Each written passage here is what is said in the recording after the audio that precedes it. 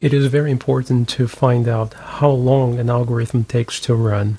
Each of the steps of the algorithm can perform several operations. In this course, we're going to consider the elementary operations of an algorithm. The elementary operations are simply arithmetic operations and comparison operations. If we add two numbers, for example, then that's considered one operation. Or if we multiply, then that's another operation. If we compare, for example, if n is less than 1,000, that's a comparison. That's also an elementary operation.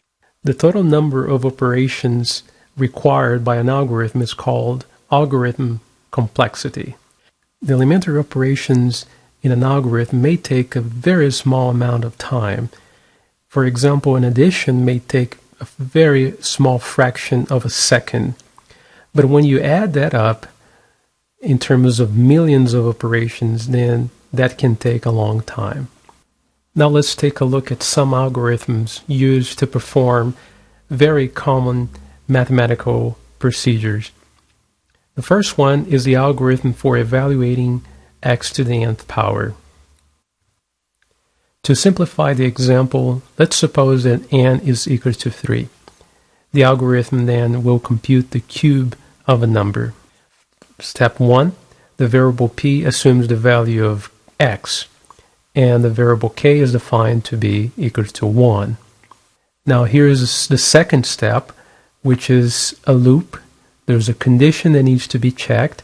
If k is less than n, then we'll go and perform these two sub-steps. So let's go over each step carefully. Now, step number 1, we're going to define p equals to x and k equals to 1. Now we are going to count the number of elementary operations. Yes, we know that p equals to x is an operation. We are assigning a value to p. We are only counting elementary operations, which are the arithmetic operations and comparison operations. Now here's the first comparison operation, while k is less than n, so that gives us one operation. Now when we compare k is less than n, we are comparing 1 less than 3. Is 1 less than 3? The condition is true. Yes, 1 is less than 3. We're going to perform the two sub-steps of this loop. In this sub-step, we replace p with p times x. This is one operation because there is a multiplication here. Then, the next sub-step, we replace k with k plus 1. Here is another operation because here we have a addition. At this point, k becomes 2. Since k was 1, when we replace the value of k with k plus 1, then k now has the value of 2. The loop ends, and it will go back here to the condition and check it. If the condition is still true, then the loop will start again. It will, because k is 2 and n is 3, and that gives us 2 less than 3, which is true. So the condition is still true. Therefore, the algorithm will perform the two sub-steps again. And the comparison here is, again, one operation. The first sub-step, replace p with p times x.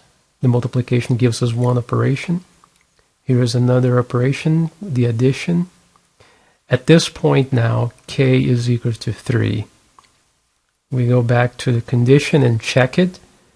Is k less than n? Is 3 less than 3?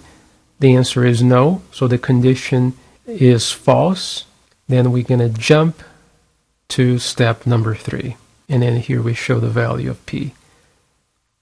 Let's count the number of operations we had. 3 operations for the first loop, 3 operations for the second loop, and then 1 operation, which is the final comparison that tells us that we don't have to go through the loop again. We can jump to step number 3. So that gives us a total of 7 operations. If we extend the value of n to any other value, not necessarily 3, but any other value, then we have the total of 3 times n minus 2 operations. Why is that? Notice that the loop will run n minus 1 times. If you go back here, you can see that n is equal to 3, and the loop ran 2 times. That's because the very last time is simply checking the condition, and it doesn't run through the loop. It just checks the condition. So the loop runs 2 times, and each loop takes 3 operations.